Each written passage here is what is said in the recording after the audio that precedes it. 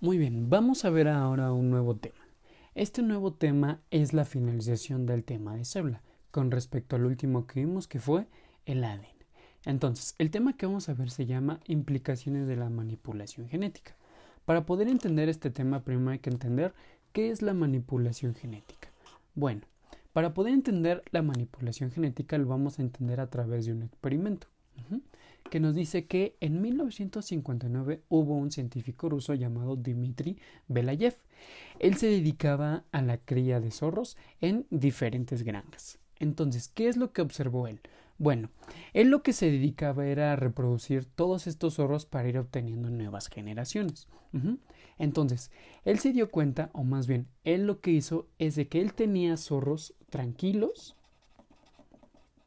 y además tenía zorros que no eran tranquilos. En este caso podemos decir que eran zorros agresivos.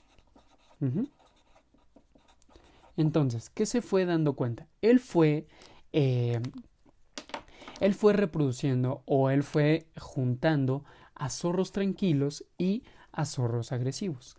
Entonces, los resultados que él iba teniendo eran también zorros tranquilos y además zorros agresivos.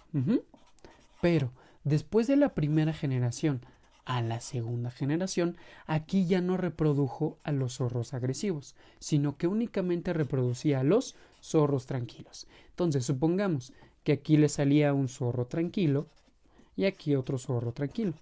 Y tomaba un zorro agresivo. Entonces, a la tercera generación reproducía uno tranquilo con otro agresivo. Y así sucesivamente. Entonces, él fue descartando poco a poco a todos los zorros agresivos. ¿Para qué? Porque al final él lo que quería obtener era únicamente zorros tranquilos. Y más o menos o aproximadamente hasta la octava generación de zorros, él ya pudo obtener puros zorros tranquilos. Entonces, esto le dio un resultado muy eficaz o le dio un resultado que llamó mucha la atención. ¿Por qué?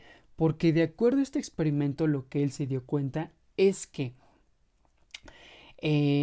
a través de la selección de las características fenotípicas de una especie, nosotros podemos ir modificando como tal esos comportamientos y como consecuencia nosotros podemos obtener cruzas controladas. ¿A qué se refiere con esto?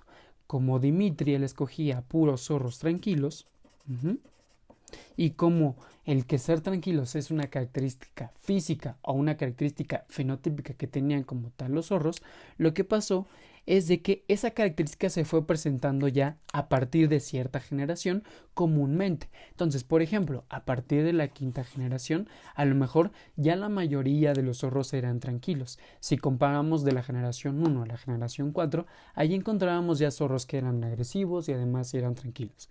Pero a partir de la quinta generación, más o menos, empezó a encontrar una constante. ¿Cuál es esa constante? Él empezó a encontrar que con respecto yo modificaba, o más bien con respecto él modificaba como tal ese comportamiento y únicamente hacía una cruza entre zorros tranquilos, él se daba cuenta que conforme iban pasando las generaciones iba a tener más y más zorros tranquilos.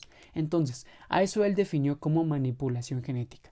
Al nosotros poder controlar a través de diferentes generaciones las características fenotípicas de un ser vivo. Entonces, con ayuda de esto, o con ayuda de este experimento, él dio una definición la cual es la de domesticación. Domesticación. A raíz de la manipulación genética, él pudo definir lo que es una domesticación. ¿Y nosotros cómo definimos la domesticación? La domesticación es seleccionar los organismos con las características deseables, reproducirlos entre sí y obtener organismos con características fenotípicas convenientes. A comparación de la manipulación genética que nosotros lo observamos a través de muchas generaciones, en la domesticación nosotros ya podríamos escoger a individuos con características que nosotros deseamos. Por ejemplo, si nosotros queremos o queríamos obtener desde un inicio a zorros tranquilos, entonces tuvimos que haber escogido zorros tranquilos en este caso que hubiera sido un macho, y un zorro tranquilo en este caso que sería un zorro femenino. Entonces, con esto, si nosotros los reproducíamos, nosotros íbamos a obtener como tal un zorro tranquilo. ¿Por qué? Porque desde el primer momento nosotros seleccionamos las características deseables que queríamos tener al final. A comparación de la manipulación genética, nosotros observamos esos cambios a lo largo de muchas generaciones. Y en la domesticación observamos los cambios en la siguiente o en la próxima generación de la que nosotros estamos combinando. Entonces, ¿cuál sería la diferencia entre manipulación genética y domesticación? Que la manipulación genética se obtienen los resultados a través de muchas generaciones y que a través de la domesticación podemos observar los resultados a través de la primera generación consecuente.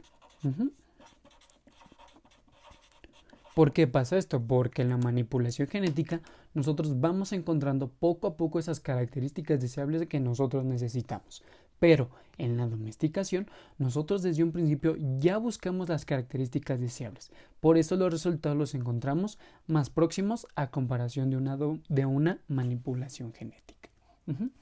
Entonces, la domesticación se empezó a dar forma como una ciencia.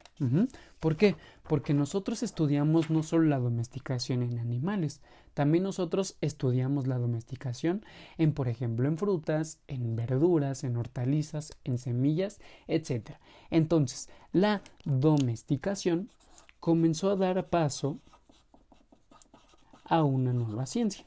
Esta nueva ciencia se llamaría ingeniería genética. ¿A qué me ayuda la ingeniería genética? La ingeniería genética me ayuda a estudiar los genes de algún individuo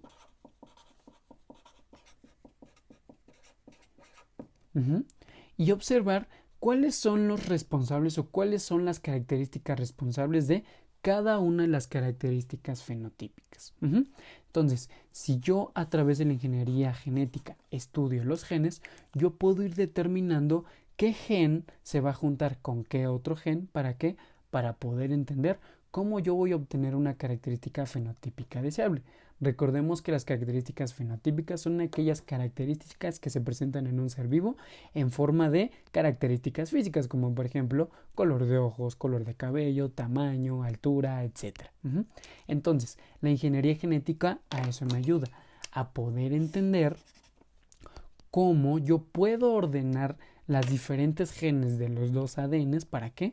Para poder obtener un producto que yo deseo. En el cuerpo se da esto de manera natural en el proceso de reproducción, pero si nosotros lo quisiéramos hacer de manera artificial, actualmente se puede. ¿Por qué? Porque la ingeniería genética eso es lo que estudia. Estudia los genes ¿de qué? De los individuos para poder obtener un gen que nosotros deseamos. Por ejemplo, si nosotros quisiéramos tener un hijo que tenga ojos azules y, por ejemplo, mi pareja, tanto yo, tenemos ojos color café muy oscuro, pues bueno, podríamos tratar nuestros genes a través de la ingeniería genética. ¿Para qué?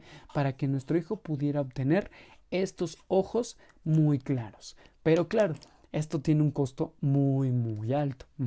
Solo algunas personas lo podrían pagar, pero se puede. Actualmente la ciencia es tan avanzada que nosotros podemos obtener dichas características que nosotros querramos. Entonces, hay que entender muy bien que la ingeniería genética es una rama de otra ciencia de la biología llamada biotecnología. Entonces, dentro de la biología hay un área que se llama biotecnología. ¿Qué es la biotecnología? La biotecnología es el conocimiento científico y técnico de las ciencias de la vida, como lo son la biología, la química y la físico-química. Y dentro de esta rama de la biología, que es la biotecnología, encontramos a la ingeniería genética. ¿Por qué? Porque la ingeniería genética va a estudiar como tal a la vida y cómo nosotros podemos entenderla de cómo se va dando paso por paso. El día de mañana continuaremos con el mismo tema.